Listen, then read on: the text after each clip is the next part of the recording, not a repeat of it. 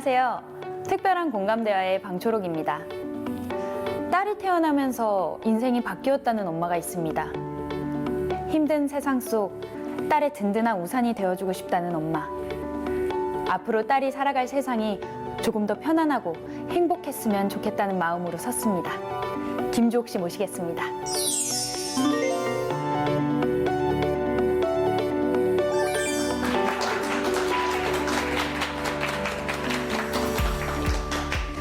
안녕하세요. 저는 7살 딸, 4살 아들 이렇게 두 아이를 두고 있는 엄마입니다. 저는 지유를 만나던 그 순간부터 지금까지 모든 순간순간 그리고 그 순간마다 느꼈던 제 모든 감정들이 기억이 나는데요. 때는 겨울이었습니다. 신랑은 지방으로 출장을 가 있었고 저는 집에서 혼자 있다가 진통이 느껴져서 산부인과로 택시를 타고 혼자 갔어요. 분만실 초인종도 제가 직접 혼자 눌렀죠. 신랑은 그때부터 병원으로 오고 있기는 했지만 진행이 생각보다 빨라져서 저는 신랑 없이 진통을 겪고 저희 지유를 만나게 됩니다. 보통 아이가 태어나면 응애 하고 울잖아요. 근데 저희 아이는 울지 않았어요. 그래서 의사 선생님께서도 혼잣말로 그러시더라고요. 이 아이가 왜 안 울지? 그래서 제가 물었죠. 의사 선생님 무슨 이상이 있나요? 라고 물었더니 의사 선생님은 그럴 수도 있다라고 얘기를 하시더라고요. 보통 아이를 키우다 보면 육아에 너무 힘들다가도 아이가 나를 보고 한번 웃어주고 옹알이도 해주고 새로운 발달 모습을 보여주면 그 힘든 게 싹 사라진다고 하잖아요. 근데 저희는 그런 아이 키우는 즐거움을 느껴보지를 못했습니다. 아이가 눈도 마주치지 않았고요. 옹알이도 거의 없었고요. 분명 저는 엄마인데 엄마인지도 모르겠고요. 잠도 못 자지. 그 못 잔 상태에서 매일 재활치료는 다녀야 되니까 너무 피곤하고 지치더라고요. 근데 제가 그때 가장 힘들었던 것은요. 잠 못 자고 막 재활병원 다니고 그런 것보다도요.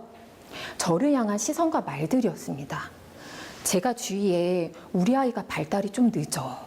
우리 아이가 발달이 안 돼서 병원을 다니고 있어.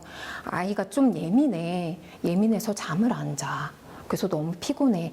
이런 말을 하면 100이면 100. 제게 너 혹시 임신했을 때 무슨 약 먹었니? 술 먹은 거 있니? 아니면 임신했을 때 너가 너무 스트레스 받아서 그래. 이런 말이 돌아오더라고요. 하도 이런 말을 듣다 보니 저조차도 내가 임신했을 때 스트레스를 하도 많이 받았나? 이런 생각을 하게 되더라고요. 저는 술 한 모금도 안 마셨고 약도 한 번도 안 먹었으니까요. 저 스스로도 죄책감을 느끼다 보니 힘들어도 힘들다는 말 한마디를 할 수가 없었습니다.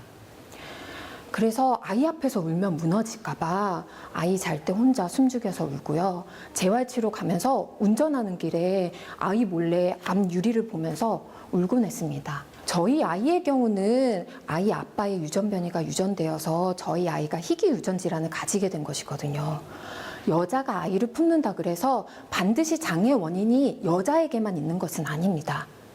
그리고 아이 아빠의 유전변이든 엄마의 유전변이든 출산 과정에서 사고로 인한 장애이든 원인 모르는 발달 지연이든 이것은 어느 누구의 잘못도 아닙니다. 어느 한쪽을 탓하다가 가정이 깨지는 경우가 너무 많거든요. 근데 장애 원인을 두고 이런저런 검사를 하는 이유는 아이의 치료 방향을 확실하게 정하고 발달을 예측하기 위한 수단일 뿐이지 어느 누구에게 책임을 돌리기 위함이 아닙니다. 그래서 저는 꼭 이 말씀을 드리고 싶습니다. 어느 누구의 잘못도 아닙니다. 저희는 그래도 이런 힘든 문제들은 생각보다 잘 넘겨왔던 것 같습니다. 저희 지유 같은 경우는 퇴행을 크게 겪은 적도 있어서 사실 지금 퇴행하지 않고 앞으로 나가주고 있는 것만으로도 너무너무 감사하기 때문입니다. 아주 많이 느리긴 하지만 자기 속도대로 잘 크고 있고요. 절 바라보지도 않았고 옹알이도 거의 없었던 아이가 이제는 절 바라보고 웃습니다. 엄마인 절 알아보고 애정 표현도 하고요. 물론 옹알이가 거의 없기는 하지만 그래도 제대로 의사 표현도 뭔가 하면서 하고요. 그리고 지유의 발달 과정을 보면서 제가 그 소중함을 알잖아요. 아이가 안고 기고 옹알이하고 엄마라는 소리 하는 것, 이게 얼마나 소중한지 알기 때문에 저는 둘째 아이에게 바라는 게 아무것도 없습니다. 그냥 제 속도대로 그 아이대로 건강하게 자라주는 것만으로도 고맙고요. 공부 못해도 좋으니 그냥 올바른 인성으로만 자라기 바라고요. 다른 사람에게는 그 모든 것이 당연하고 평범한 것이겠지만 저는 그 소중함을 지유 덕분에 알았습니다. 그리고 전 지유의 어린이집 가방이 너무너무 고맙습니다. 갑자기 가방이라고 하니까 뭔가 이상하죠? 제가 지유랑 병원만 다니던 시절에는 제가 길거리에서 어린이집 가방, 유치원 가방만 메고 가는 아이들만 봐도 눈물이 나더라고요. 부러워서요. 우리 아이는 병원을 벗어나서 어린이집을 다닐 수나 있을까? 저 가방을 멜 수나 있을까라는 생각을 하면서요. 그러던 아이가 작년 6살 때부터 장애전담 어린이집을 다니기 시작했고 저희 아이에게도 가방이 생겼습니다. 처음 가방을 받아들었을 때 너무 눈물이 나더라고요. 그래서 저는 그 가방이 너무너무 감사합니다. 남들에게는 정말 아무것도 아닌 거겠죠. 그리고 마지막으로 저는 지유로 인해 제게 새로운 꿈이 생긴 것 또한 감사합니다. 지유를 키우다 보니 자연스레 장애에 대한 사회적 인식, 사회복지 분야에 관심이 가더라고요. 놀이터에서 아이랑 놀다 보면 저희 아이가 자기 아기를 만지지 말아달라고 하는 요청이 들어오는가 하면 그리고 여기 아파트에 거주하는 주민이 많냐고 물어보기도 합니다. 저는 아파트에 실제로 살고 있고 그 아파트 놀이터에 놀고 있는데도 불구하고요. 그리고 아이를 이상하게 쳐다보는 건 일상다반사고 무슨 바이러스나 돼도 피하기도 합니다. 그리고 실제로 저희 지하주차장에 장애인 주차구역에 불법 주차했다가 과태료를 부과받은 주민이 장애인 씨, 장애인인 게 이 세상 살아가는데 특권입니까? 하는 말도 안 되는 벽보를 붙여놓기도 했습니다. 제가 실제로 이런 경험들을 하다 보니 제가 앞장서서 목소리를 내야겠더라고요. 그래서 보건복지부 장애인식 개선 교육 강사에도 지원을 하게 되었던 거고요. 뭔가 전투력이 생긴다고 하죠.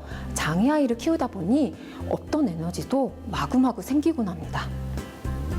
내년 3월부터는 대학원에도 진학하게 되었는데 제가 부족한 부분 채워나가면서 제가 사회를 향해 힘있고 올바른 목소리를 낼 생각입니다. 여러분 모두가 아프지 않고 행복하셨으면 좋겠습니다. 감사합니다.